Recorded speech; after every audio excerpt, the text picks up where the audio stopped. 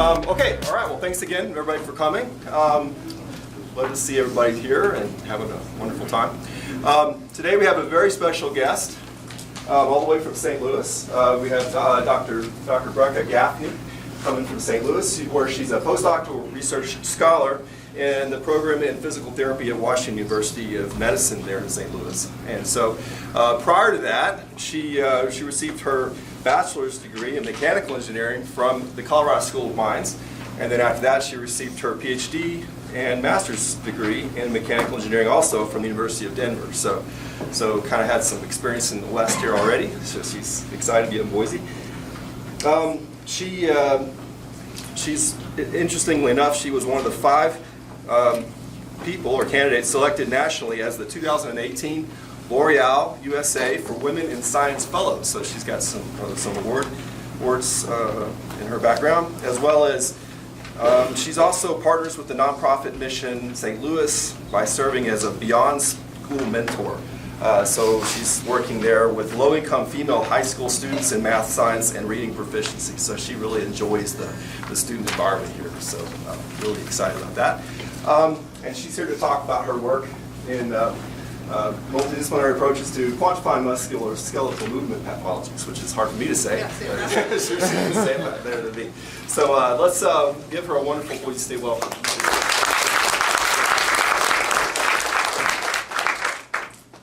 Thanks very much. I'm really excited to be here. So looking at the title, being in a program in physical therapy might strike the engineers in the room as kind of a what?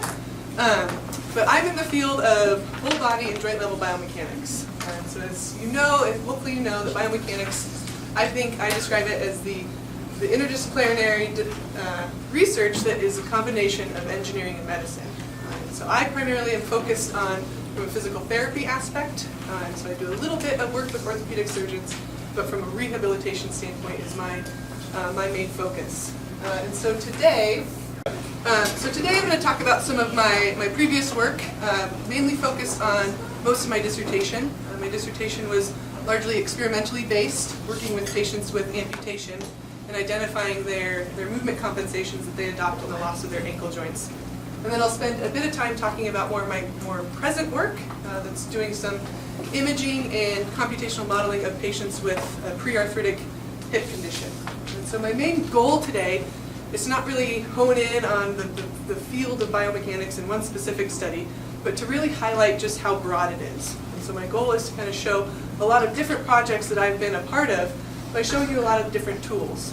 So my main work occurs in a motion capture lab, where I can measure the kinematics and external forces that are applied to the body as we move throughout a dynamic motion, and also have an interest in motor control. And so I typically measure motor control using electromyography, surface electromyography, that we can look at how the muscle is preferentially or non-preferentially activated throughout a motion. And then more recently I have done some work in imaging, so primary modalities of MR and CT, with the main goal to be able to look at the geometry of both the bone and the muscle and how that's changed in a pathologic population. And all collectively used to develop musculoskeletal models. So this is my main tool that I use to represent muscles as physiologically based entities that we can estimate using some engineering tools to estimate the muscle force and also the total force at the joint level. And so the whole goal of my work is to combine these different types of tools to better understand, from an engineering standpoint, better understand the mechanisms of an overuse type of injury. And so being an engineer, I primarily rely and collaborate regularly with clinicians. And so I learned very quickly that there's an incredible chasm between our worlds. And so clinicians, if you've ever been in a PT clinic, they primarily rely on their observation. And so they're incredibly skilled at being able to identify a movement pathology that they deem to be pathologic and correcting it in real time. And so that's a very efficient way to do things, but as we know from a technical standpoint, that's prone to error. It lacks sensitivity and reliability to consistently be used as a tool that could potentially misdiagnose a characteristic. And that's because a lot of the movements that they're observing are really subtle and they're really fast, even in just level overground walking. And from an engineering standpoint, you can't observe an internal mechanism. Right? you can't see as we're moving really how that's changing the loading within the joint. And that's where we as engineers come in, where we can measure and pretty much model whatever we want. And so from an instrumented gait analysis standpoint, which was where my dissertation occurred in, we can measure the kinematics, so the joint angles or segment angles as we are moving, the kinetics, so the overall demand placed on the joint that we can measure using force plates, or motor control, right, that we can measure using electromyography. And we can use one or all or a combination of these to be able to really sensitively characterize a pathologic movement pattern. But these are expensive, right? Motion capture labs are expensive from an equipment standpoint, from a personnel standpoint, and from a processing standpoint. And so clinicians very rarely rely on this level of instrumentation in the clinic. And so my dissertation used the framework of angular momentum. So with a dynamics background, using angular momentum as a potential bridge but to be able to implement this type of measurement within a clinic. And I did this using segmental angular momentum. And the reason that I chose segmental angular momentum is it's a really nice tool that describes the complete motion of a segment within a single metric. And so if you've taken dynamics, hopefully you remember that angular momentum is composed of translational angular momentum. You'll often hear it described as the moment of momentum because it's dependent on a point of reference. And so choosing to reference it to the foot, we satisfy the inverted pendulum model that Doug is paying attention to. Doug? It's actually applicable, right? Dynamics around here is called as Doug-namics. We reference it to the foot to be able to satisfy the inverted pendulum model that a lot of other great work has modeled human motion as. And it also combines the rotational angular momentum. And so this is the angular momentum generated about a segment center of mass. And so the really nice thing about angular momentum, and I'll talk about this a bit in a few minutes, is that it's dependent solely on kinematics. And because it's dependent solely on kinematics, a really nice application is through Euler's second law, where if we take the time derivative when observed in an inertial reference frame, we can estimate the external forces and moments that are applied to the segment, right? Without having to have the level of instrumentation required to often estimate those within our models. And so it's a really nice tool to be able to reduce the amount of instrumentation required to gain insight into some of the mechanisms that we as engineers think in terms of overuse injuries. And so I applied this in a population of patients with lower limb amputation. And so currently in the US, there's about 2 million adults who have a lower limb amputation, but it's rising, and it's rising really fast. In the next 30 years, it's expected to more than double to over 4 million adults. And that is because as a population, we are getting older and we are getting more unhealthy. And so vascular pathologies like uncontrolled diabetes, peripheral artery disease, is the main source of amputation across the demographic. And so if you look at the pie chart, you see that most of our amputees are dysvascular. But when we think about patients with amputation, right, the media and how they're portrayed, we think about them being sprinters or runners, right? But most of our population tend to have additional comorbidities, right? Additional comorbidities like being older, generally being in poorer health, having a higher BMI, and having a really low level of physical function. And that is really problematic when thinking about overuse injuries. If you throw something on top of that, they quickly cannot move to the way that they need to. And low back pain in patients with amputation is really prevalent. And so in this population, it's really sad, even after a year after they've had their limb amputated, most of them are eventually wheelchair bound or have a lower level of physical function. And when thinking about how unhealthy they are to start with, that quickly becomes, from a quality of life standpoint, a big deal, but also just from a morbidity rate, that's important to consider as well. But as a research community, we're not really focusing on them. Most of the biomechanical research is focused on two things. Either a homogeneous population of younger traumatic amputees, they tend to be easier to recruit, or we're focused on prosthetic design. Now both of those are important. I'm not advocating that we shouldn't be researching that, but we also need to be taking into account this population that is pretty medically complex and looks very different than that of a younger amputee. And so my dissertation focused on identifying how this population moves. How can we identify the compensations that they use using angular momentum. And so I focused on the trunk and the pelvis, given the known prevalence of low back pain. And so within this project, I brought in 3 groups. So I had the main patient group, and so this is a patient with below knee, so I might interchange that with transtibial, but that means you've only lost the ankle joint, amputation, on only one leg. And then we had 2 control groups. We had a control group of patients with type 2 diabetes, and then a healthy control group, also for comparison. We brought them into the lab, and I'm going to apologize for the camera angle a couple times, but I didn't build the lab, so I can blame it on somebody else. But we had them come into the lab, and we first had them start with walking, where we measured kinematics, ground reaction force, and surface EMG, and use that to build a model that was specific to both their person and also their prosthetic, which we can use to estimate the angular momentum of the trunk and pelvis. And so showing just a snapshot of the results in terms of how can we interpret angular momentum to describe a movement pattern characteristic of a lower limb amputee. Well, if you're not familiar with the gait world, and I know not all of us are, we tend to look at the gait cycle from 0 to 100, and that means a full stride, so from heel strike to heel strike. And this plot is showing the angular momentum of the trunk in the frontal plane. So it's describing any kind of lateral deviation of the trunk during motion.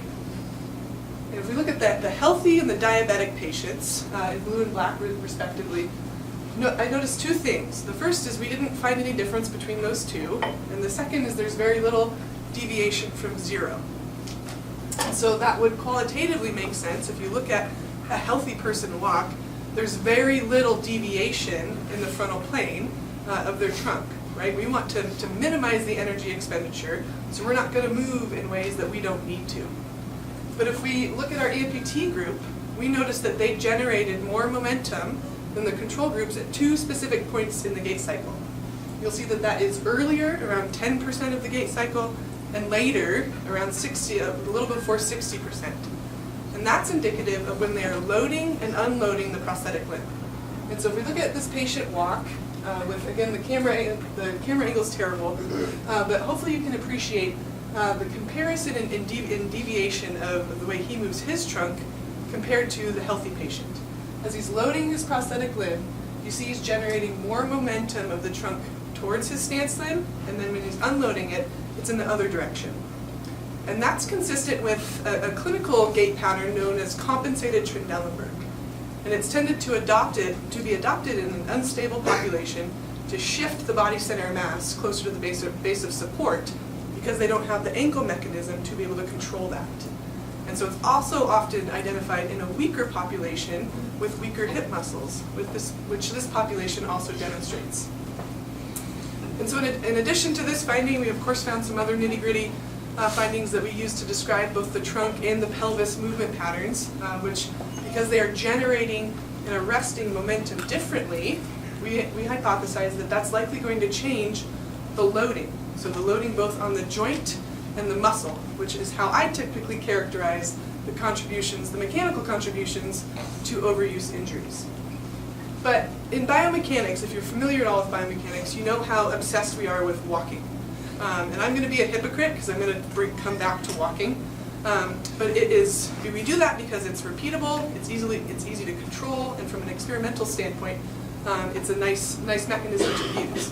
But most of our patients often aren't struggling just with walking in a straight line, right? They have to be able to do other tasks to be able to ambulate within the community. And inherently, stairs without the use of a joint are more difficult to complete, right? And because they're more difficult to complete, the compensations are different than that of walking. And for example, on the hip, when they're ascending a step, they really adopt a hip strategy rather than a knee strategy without the use of the ankle mechanism to propel the body center mass upwards. And when they descend a step, the known strategy, it's a very ginger process, and there's very little deviation in the range of motion because the amputated limb is so unstable. But most of the research really is focused on pelvis down. But given the known prevalence of low back pain, I wanted to know, well, what are the loads at the low back? And so in one of my papers that I'm not going to go into today, we identify the movement compensations that they adopted when they are ascending and descending a step, and then used Euler's second law to show that, yeah, those movement patterns are asymmetric, which creates an asymmetric loading pattern that is higher in the direction of the amputated limb, which is a known pathogenesis as it continuously changes the loads at the low back to the development of low back pain. And while it's important to identify the movements in the loads, an area of my research, the third facet of my research, is in motor control. And so motor control is really interesting, especially from a patient with amputation, because inherently without that input, the somatosensory input of the ankle, as that's how we brake and propel during motion, there needs to be a compensation adopted from a motor control standpoint. But we're really good at identifying the same thing over and over again. So amputees, we know, tend to adopt a co-activation strategy or a stiffening strategy around the knee. So they increase activation of their quads and their hamstrings to really stiffen and stabilize the knee within the prosthetic socket. But given the interest in low back pain, I wanted to know, well, what are the muscular patterns around the low back? But at the time of this project, that was largely ignored, both in this population, but also in the larger amputee population. And we know that they are moving differently, so we hypothesize that those activation patterns would be different, but we don't know. But that's important given some known empirical data that links asymmetric and increased muscle activation to the development of low back pain in a larger population. But again, we had no idea, and so it was a great chapter to round out my dissertation to be able to identify the neuromuscular control patterns at the low back. And so the final project that I worked on in my dissertation was to look at that motor control standpoint during step ascent and descent in this amputee population. And so for this paper, I only used two groups, the amputee group and the healthy controls for comparison. In the same data collection, we had them perform a step ascent onto a 20 centimeter platform and also a step descent, so stepping off of that step. And we had them perform this both bilaterally, so on both limbs, which will come up in a couple slides in terms of the habitual movement pattern that they're trained in as they're learning to ambulate with this prosthesis. And so to quantify the neuromuscular control or motor control, I use electromyography, right, where we can use differential amplifiers to measure the activation of the muscles as we're contracting during a dynamic motion. And so focusing around the core, I measured from the lumbar erector spinae, so that's your main low back muscle that extends the trunk, and the external oblique. So this is the side muscles that kind of flex and rotate your trunk. And then closer to the hip, use the gluteus medius. So this is your hip abductor, your abductor that brings your hip out, and the hip extensor, the gluteus maximus, so your big stabilizing muscle on your buttocks. And in order to compare across people, if you're familiar with EMG, you know how variable it is across people. We normalize to a maximum voluntary contraction, and that just allows us to be able to compare across patient A to patient B. And then quantified neuromuscular control using what we call integrated EMG. So simply just integrating under the EMG curve, the filtered EMG curve, to be able to quantify the overall muscle demand. And so showing you some results from the step ascent task, and I'll give you a bit of a spoiler alert that everything we found for the step ascent was applicable to the step descent. And so in showing some results from, on the left-hand pane there, this is the erector spinae, so the low back muscle, and on the right-hand pane is the external oblique, so the lateral rotator. And this is, again, during step, so the loading task is when they step onto this step, all the way up to when the other limb makes contact with that. And with healthy controls, we found a pretty consistent pattern. When they are loading up, especially in the erector spinae, we see a slight burst early as they tend to have their trunk flexed and then are extending to elevate up the body center mass. That's a little bit of the same pattern on the external oblique, but nothing else much is going on. With our amputees, we found wildly different things. And so two things to note here was that we found statistically larger differences on both sides compared to to the controls. And so from a pathogenesis to low back pain, when that's asymmetric on the muscular level, that's changing over time the loading on the spinal tissues. So that's a known link to the development of low back pain, which we kind of knew we were going to find that given how wildly different patients with amputation were moving. But still, they had a pretty consistent moving pattern within their group. But the second thing that was interesting from this paper was just how variable their motor control patterns were. So they're all over the place. And from a motor control standpoint, if you're ever going to retrain a movement pattern, that inherently involves motor learning. And so even though they had a consistent movement pattern, they were doing that in a variety of different activation patterns. And so in order to retrain that, that really needs to be done from a subject-specific type of standpoint, given the known redundancy of our movement system. And this is kind of directed to the grad students out there, but I wrapped up my dissertation. And I think it's really important to think about your research in terms of where is it going when you're done. So is your PI going to be able to use it continuously after you leave, or is it going to die with you? And a really cool thing about this project is it is going outside the lab. And so if you remember, angular momentum is dependent on kinematics. And so at the time, this project started in 2012, which is terrifying. It was at the height of the wearable era. And so we were just beginning to be able to measure kinematics with instrumentation like accelerometers or IMUs much easier. And now we're fully in that, and so that is where everything's going. And so this just recently contributed to the funding of an R01 that's actually taking IMUs, going into patients' homes, measuring their momentum, their segmental momentum, and using that to be able to help retrain them within the own safety of their own home without bringing them into the lab. So that was a really cool thing to be a part of. And so when I finished my dissertation, I was mostly intact, but given my interest in really understanding the mechanisms of overuse injuries, my dissertation was experimentally based. But as an engineer, we have a lot of computational tools that we can use to be able to identify those. But I really didn't have a ton of background in that. So the reason of my postdoc was to gain more computational modeling skills, and I primarily use that within musculoskeletal modeling, so most commonly with an open sim. And so the population that I work with in my postdoc is known as developmental dysplasia of the hip. And so again, the reason I came to my postdoc was to learn about modeling, and this is the group that I'm applying it to. So if you're paying attention, I'm shifting. They now have an ankle, but they have a pathology at the hip. And so DDH, I'll often call it too, or dysplasia, is traditionally characterized as a bony problem, so a change in the bony geometry.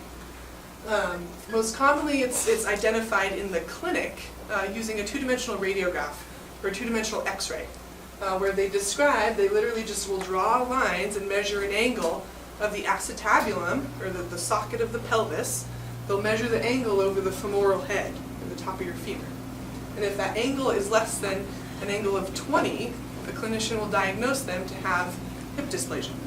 And that change in geometry, the problem that creates, is a change in the coverage. And so the coverage of the femoral head in a patient with hip dysplasia is reduced and often thought of as unstable, which you can appreciate in the healthy subject on the left and the pathologic patient on the right. And so this change in geometry, in order to diagnose it in the clinic, there is that lateral center edge angle that a clinician will describe, but they also tend to look at the pitch of the acetabulum. It tends to be really shallow. The socket is really shallow in a patient with hip dysplasia, which creates a lot of play, right? Your femur is no longer a ball and socket joint, given that change in geometry. There's also known rotation of the pelvis in the sagittal plane, both either forward or backward, that will change the relative coverage of the femoral head. But there's another bone on the side of the hip joint, right? The femur. The femur has, its shape will contribute to the coverage of the femoral head. But comparison to the acetabulum, to the socket, it's much more difficult to deal with surgically. But in comparison to the acetabulum, there's really not an emphasis of the literature in terms of, well, how are we describing it? How is this femur variable across this population? In large part because the surgeons have no idea what to do from a three-dimensional standpoint, which is what they deal with. And so a fun little project that I started in my postdoc when I got to WashU was to be able to better describe the shape of the femur in 3 dimensions. And so I used a tool known as statistical shape modeling, which is a nice tool to objectively describe the shape of a complex geometry. And so in this paper I have 2 groups where we enrolled. We had a patient group who underwent a low-dose CT scan. So low dose, mainly because they're not imaging the femur to reduce the amount of radiation given all the other x-rays that they're undergoing.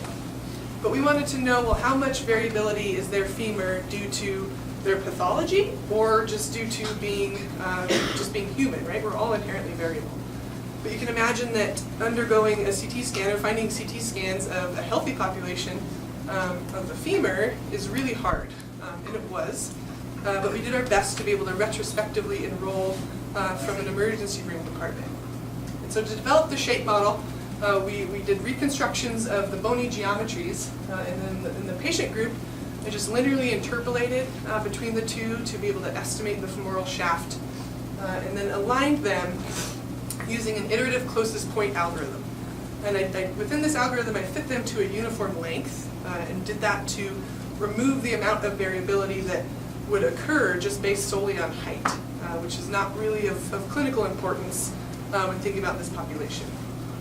For the control group, we did the same type of segmentation, but to be able to control apples to apples, I cropped out the femoral shaft and did the same type of linear interpolation between the two, just so we can compare the two groups and fit it to the same master femur. Within the shape model, I did this there's a few programs out there. I did this in a program known as ShapeWorks that places correspondence points all over the surface.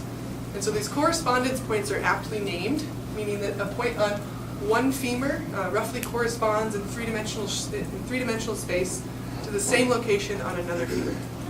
And so if you know all of the location of all these points over all the surfaces, you can develop the mean shape, right, in all dimensions of variation. And so we looked at how the two groups varied in their femur shape by using the known location of all of these points in space. But you can imagine the amount of variability that you have in over 100 femurs with over 8,000 points all over each femur. And so principal component analysis is a really nice tool to be able to reduce the amount of variation, to be able to tell us which mode of variation is most prominent. And then in the spirit of being an engineer who tries to do good clinical translational research, this is a pretty technical tool that clinicians often have a hard time in wrapping their head around. And so we wanted to do our best to relate it to what they use in the clinic. And they rely on two-dimensional radiographs. They're really cheap and easy to collect and really fast. And so we wanted to take this three-dimensional metric and relate it to a two-dimensional X-ray so the surgeons can be able to understand it a little better. And so showing you some results, so how shape model results are presented are relative to the mean shape. And so this will be the mean, the shape model results of the hip dysplasia group. And so I'm going to perturb out plus minus 2 standard deviations of the mean femur shape in the DDH group. And a nice thing about shape modeling is it allows you to visualize the amount of variation. And so in the coronal view, in this frontal view, you can see a type of variation that popped out immediately is the angle between the femoral head and the femoral shaft. Right, as the femur is essentially going from a smaller angle to a larger angle over time. And so thinking about that shape of the femur, how that would fit in the hip, right, that will affect the coverage. And then when we measured a two-dimensional X-ray and we related that, we found that this type of shape variation that was determined in the PCA model, in the shape model, was significantly a predictor of what a surgeon might measure in two-dimensional shape. And looking at the other two views, another type we can see different types of variation. And one of the most prominent forms of variation was what we call femoral version, or the axial rotation of the femoral head. So on the right is a top-down view, but you see its rotation of the femoral head relative to the distal condyles, or the end of your femur bone. So that's describing kind of the axial rotation. And when we correlated that with respect to a CT version of measure of that version, that was also associated. But when thinking about version along the femur, right, the femur's pretty long. We wanted to know, well, where is it occurring? Where is the effect of that version the largest? Because when a femur will treat, when a surgeon will treat this type of femoral abnormality, they will essentially derotate, so they'll isolate the femur and rotate it back. But knowing where should they make that cut along the femur is important. And so we looked at the mean shape, and then all modes of variation, plus minus 2 standard deviations relative to that mean, and identified that the amount of variation, the most prominent effect, was more proximal, so higher up in the femur. And so helping a surgeon identify that the effect of this variation is not really a distal problem, but located more proximally in the femur. And so the two main findings here these were the main findings of the dysplastic group, and these weren't the same as the healthy control group, which is important to note because patients with dysplasia are primarily characterized on their acetabular geometry. But we're showing that the femur is actually shaped differently than that of healthy controls. And so that really speaks to kind of some of the developmental aspects of how the femur is shaped in the presence of this pathology, and it's different than the healthy group. And the second was that version. The femoral version is what was different than healthy controls. They really had a larger amount of that rotation, where the effect was more proximal.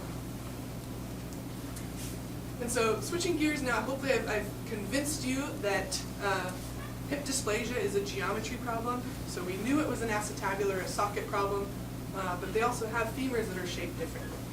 And when thinking about the bony geometry, what that does when it's changed is it changes the loading mechanics. And so within the literature, this is most commonly identified using finite element models, where patients with hip dysplasia tend to increase the cartilage load on the labrum. So that's the suction between the cartilage that kind of extends off of your pelvis bone. And at that point of peak contact pressure is the most common point of cartilage degeneration. Right? If you're thinking about cartilage degeneration and contact pressure, a mechanical problem that creates is osteoarthritis. And that this population of hip dysplasia is at a substantially higher risk of developing OA, osteoarthritis, than their healthy counterparts. But the really sad part is the association between activity level and the age at which they develop symptoms. So we live in a culture that we're preaching activity, which is good, but in this population, they're coming to the clinic as teenagers with hips that look much older, which is really unfortunate. And thinking about with how that will affect them in terms of the development of their OA. And one of our surgeons recently did a paper that showed that in nearly half of patients who underwent a hip replacement when they're young, so young being under the age of 50, nearly half of them had a radiographic sign of hip dysplasia. So there's a huge prominence of that. And that's concerning and problematic in thinking about, well, if you undergo a joint replacement when you're young, you're probably going to need a revision later on in life. And that has some big implications in terms of the quality of life and the impact that surgery will have. And so obviously interventions exist, right? They want to improve patient pain, they want to improve their function, they want to prevent or at least delay OA from happening. But categorically, there's not a lot of data out there about mechanically how are these interventions changing or how are they influencing the mechanics of the joint. And so on the surgical side, the most common surgery in the US is known as a periacetabular osteotomy, or PAO. So it's a big word of essentially saying they're normalizing the coverage. So the objective is simple. They resect the acetabulum and they'll reorient it relative to the femoral head and fix it with screws. And it sounds incredibly barbaric, and it looks incredibly barbaric. Jersey guy's grimacing and about to barf. But it's remarkable in terms of how effective it is. I mean, patients are back running within 4 or 5 months. It's incredible. They have an incredible increase in their functional levels.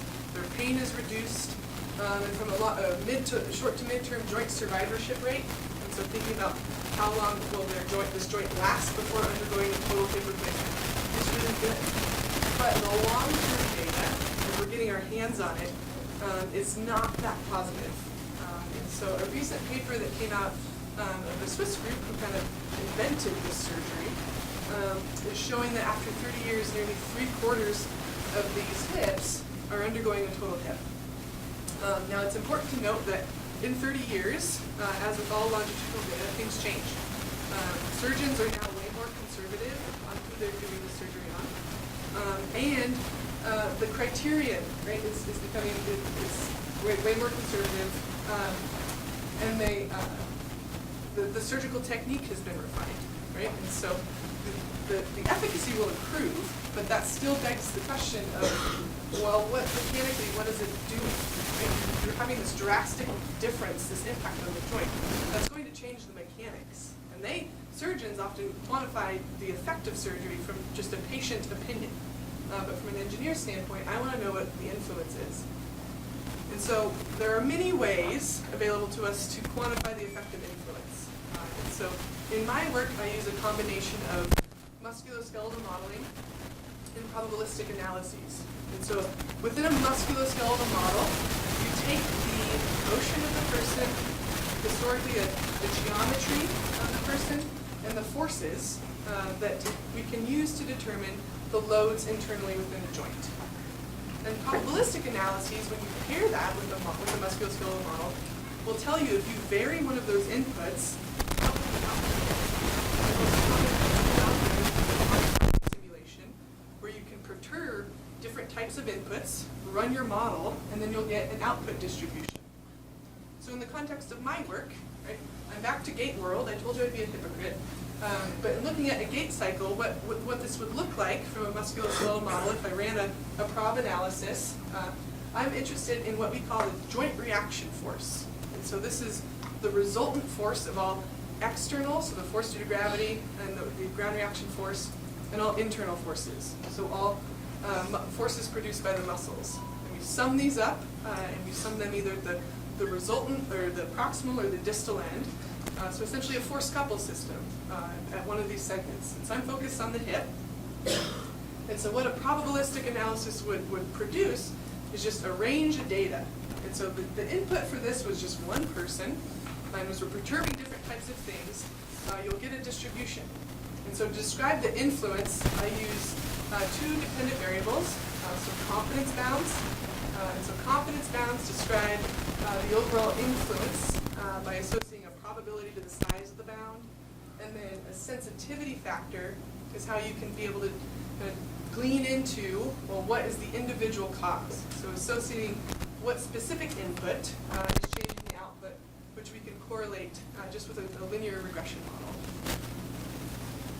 And so this is a recent paper that I just got published in JOB that asked the question, well, if I simulate a PAO within a model, and I perturb it in a lot of different ways to be indicative of that type of surgery, how does it change joint reaction force in patients with hip dysplasia?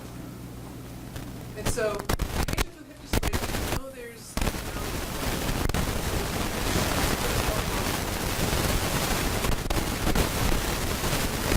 American adults, so their geometry is not indicative of it. We count back using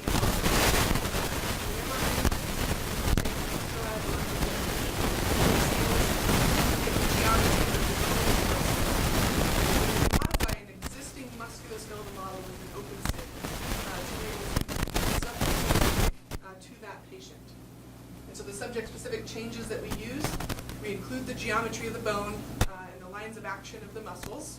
And then we update the hip joint center. And so in a generic open sim model, so there's kind of a running joke about how terrible open sim geometry is. You can appreciate that kind of looks like a pelvis, but it's pretty terrible. But the hip joint centers shown in black, right, that's where we are measuring all of our moments with respect to. And so that location matters. And And in patients with hip dysplasia, that's way more lateral. And so you can appreciate the kind of lateral shift of a patient with hip dysplasia in the red circles. And finally, we accommodated for their change in muscle strength. And so within an open sim model, the muscles are composed of an active force component and a passive force component that's dependent on the maximum isometric force that the muscle can produce.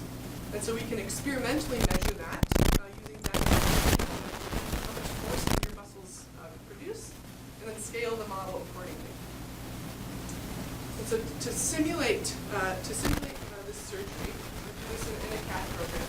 We can resect out the acetabulum, isolate the pelvis, and that allows you to include additional degrees of freedom. And so within the model, I included 3 degrees of freedom that would be representative of that type of surgery.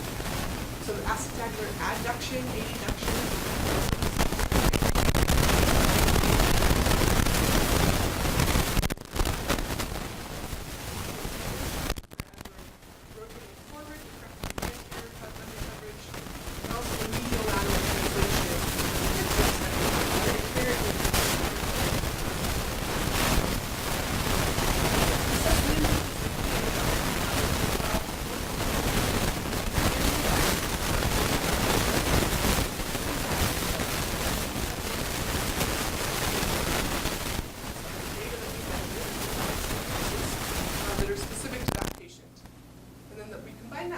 probabilistic input.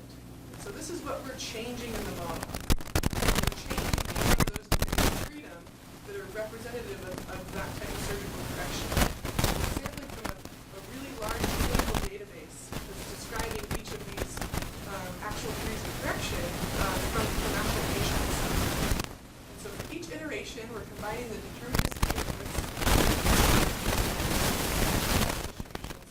and putting that within the musculoskeletal model, where we can use some tools available to optimize for the muscle forces to recreate that motion.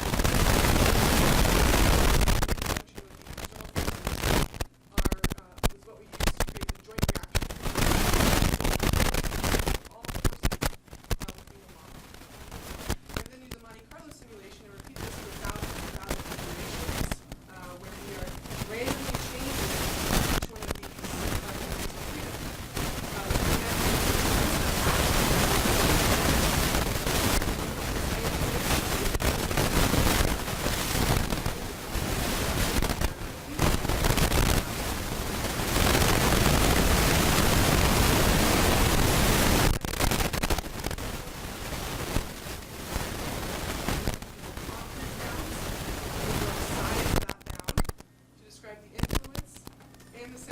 Factors.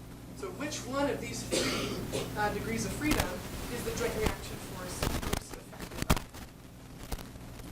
And so showing you results from one of our representative patients in this paper.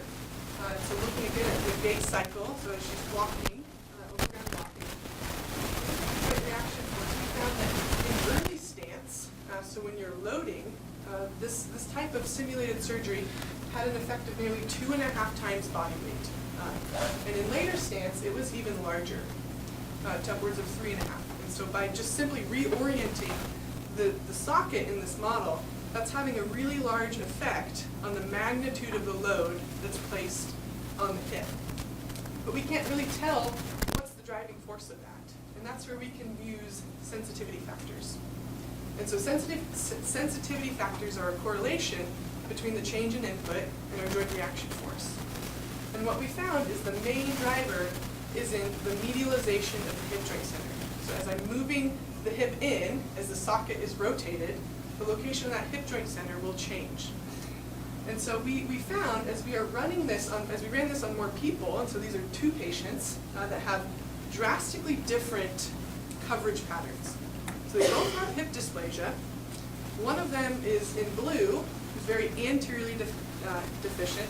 She kind of fit the more classic mold of dysplasia. She was laterally undercovered, and the front of her femur was a little undercovered, but she was pretty mild. The patient in the green, our surgeon told us he was one of the most severe cases of hip dysplasia he's ever seen. She actually had a negative angle of the coverage between her femoral head and the acetabulum. So she was really severe. But we found that in both models, as we're medializing the hip joint center, the loading responded similarly. And the reason it's responding similarly is because what we're doing is we're changing the line of action of the muscles, right? And so the muscles are contributing to the magnitude of this joint loading. And so being able to show that from a mechanical standpoint, as you change the contribution of the muscle, that changes the magnitude of the joint loading. And for surgeons to be able to know that even in really tough cases, that you might not be able to strive to, you might not be able to achieve normal coverage, emphasizing that the medialization is a really effective mechanism to be able to reduce the loading was really important. The other surgeons were really excited to be able to continue. So finishing up in some of my more recent work, so again, my real interest is in rehab. And so these patients do go to rehab before surgery and after surgery. They don't know what to do with it. But the two main campaigns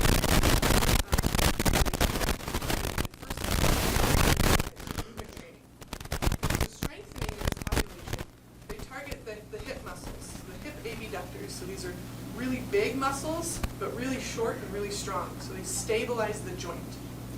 And in the PT world, hip dysplasia is thought of as an unstable joint.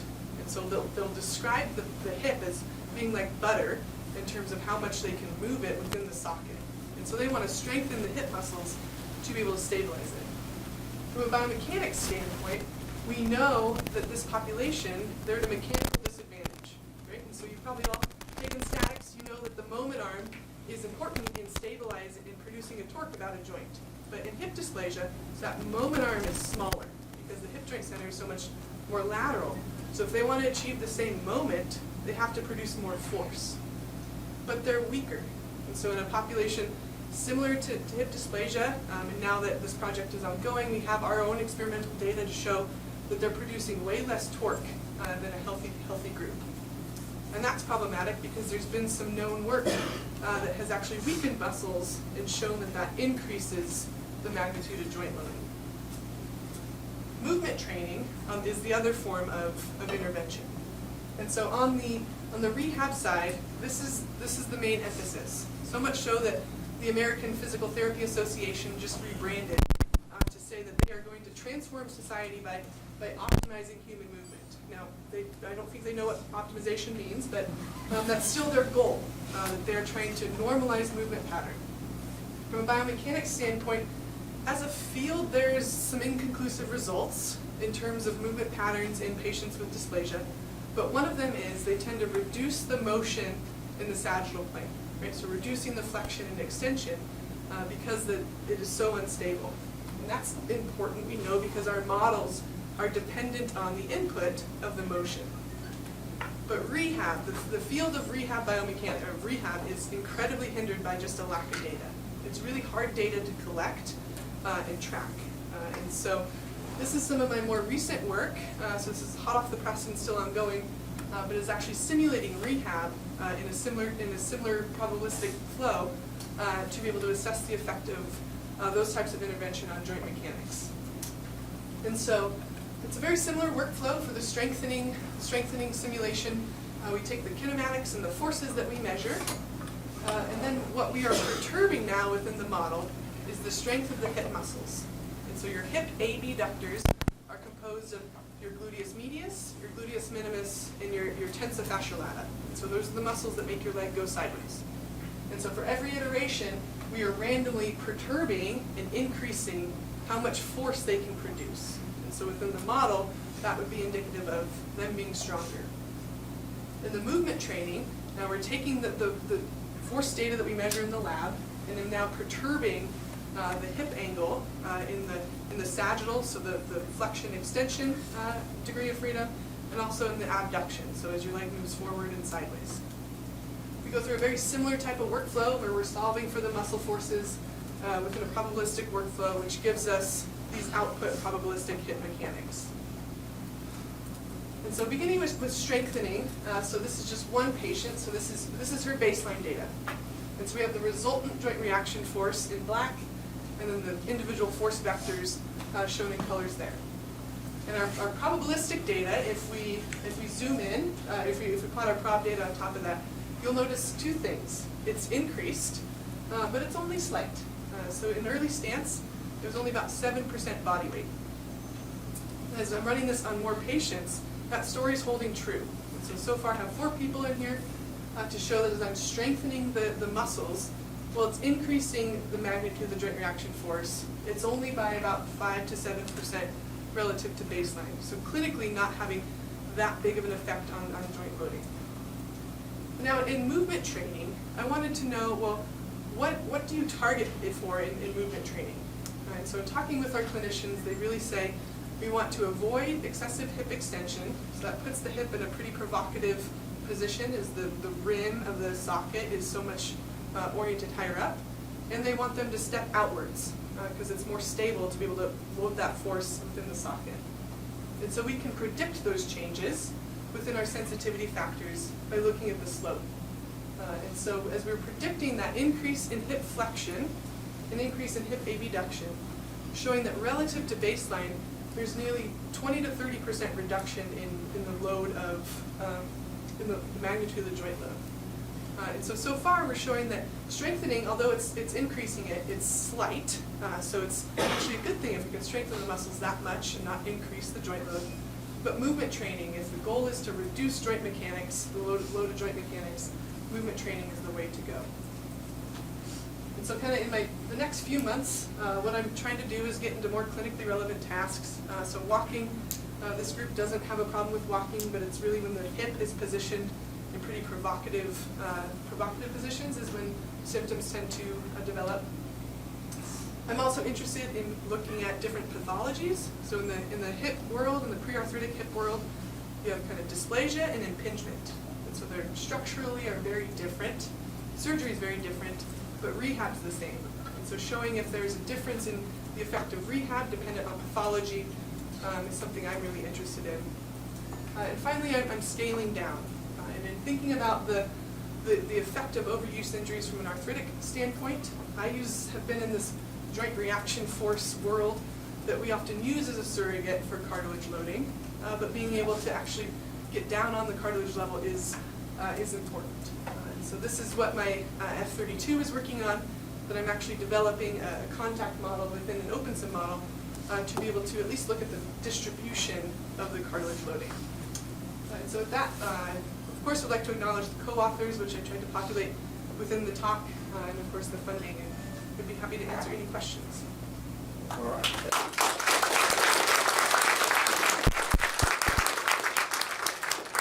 for a few questions. With someone with dysplasia, how do you pronounce it? Dysplasia. Dysplasia, what would be an effective stretch or movement for them to use? So, because the joint is so unstable, so this is where I'm going to put on my PT hat, and I can do it because hopefully nobody's a PT. They would tell you to avoid stretching it too much because it's so unstable. But in strengthening it, they want you to strengthen, so the main mechanism as the hip is strengthened is the abductors. So the muscles that make your leg go out this way. And so they really target those muscles because they're so short, they're so big, and they're so strong. The hip extensors, like your glute max, they'll also use, but really those are the main stabilizing muscles. The project that you have in press, you mentioned that one of the patients had very severe abnormalities. Did you look at if there were significant abnormalities in the femur as well? So that was a really good question. So she asked in the really severe patient, in the paper where I simulated surgery, is the difference in the femur also stark? And with her, she had a much shorter femoral neck. And so you typically have a few centimeters long. Hers was really short and really compact. Surprisingly, the femoral head was actually pretty spherical. Sometimes you kind of tend to look like a mushroom cloud in worst cases. But hers, given the severity of her dysplasia, on the femoral side there was a little bit, but not much. So she was mainly on the acetabular side. And did you make those corrections in your computational design as well, or only changing the angle of that? For the femur? Yeah, so she asked, am I simulating with femoral surgery? In that paper, no, but that's something I'm doing right now, is looking at correcting that, the rotation of the femur within the model. And so kind of starting with the femur, starting with the acetabulum, and I'd like to eventually kind of develop a relation between the two to kind of see as they interplay together, which is what a surgeon will do. Could you comment on any possible biofeedback therapy? I love biofeedback. So I have a background in using muscle activity for biofeedback.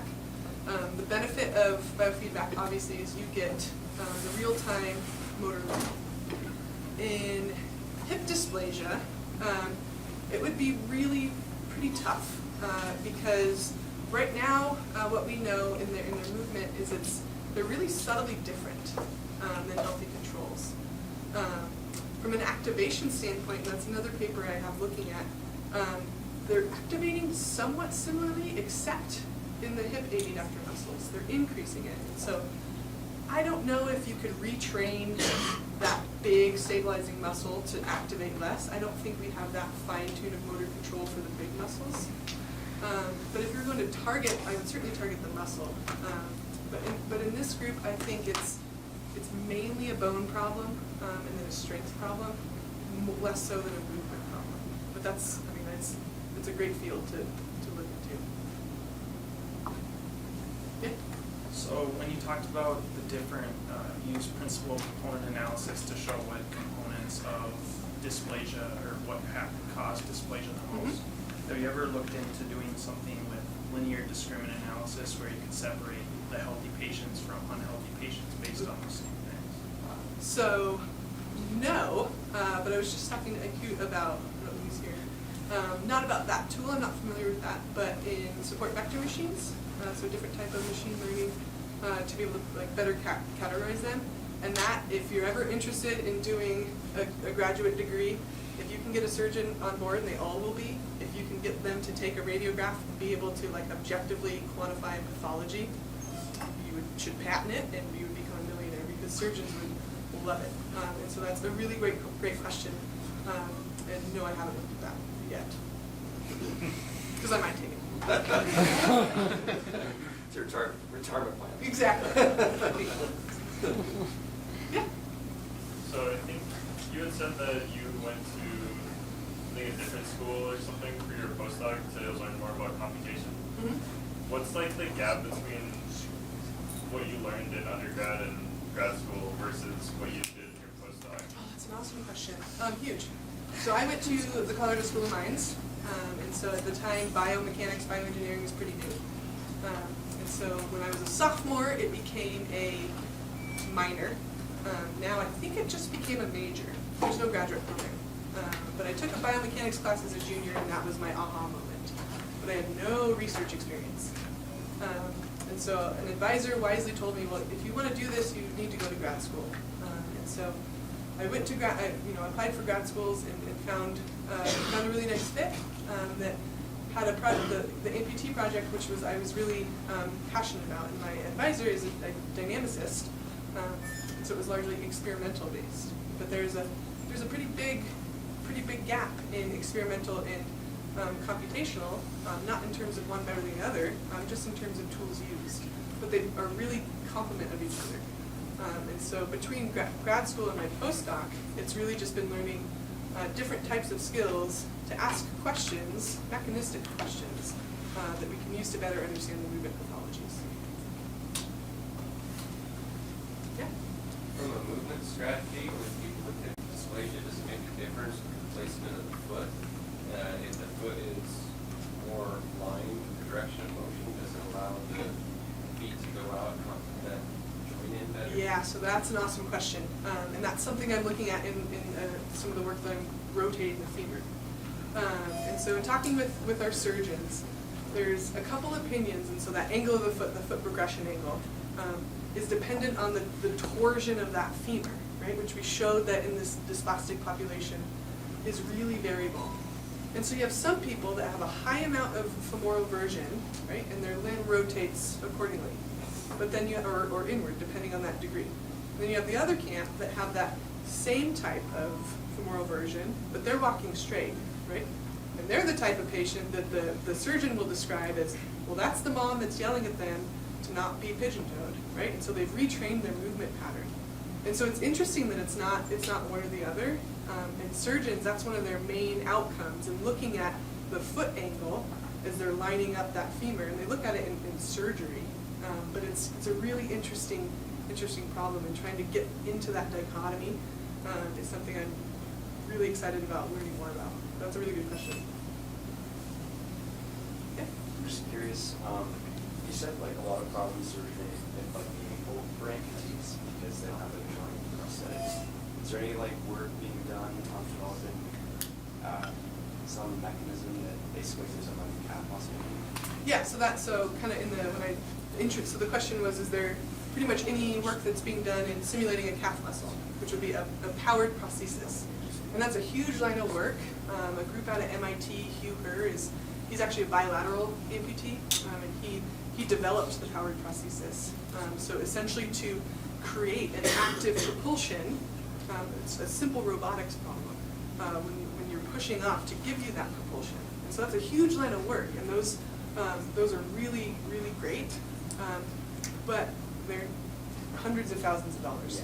And so insurance companies aren't covering those, which they should. We'll get there, but that's a really great question. And there's a huge field that is developing those. Well, I want to be sensitive to time. It's a lot of wonderful questions. So good, yeah. Yeah. I love talking to you. So let's go ahead and give her a little more round of applause.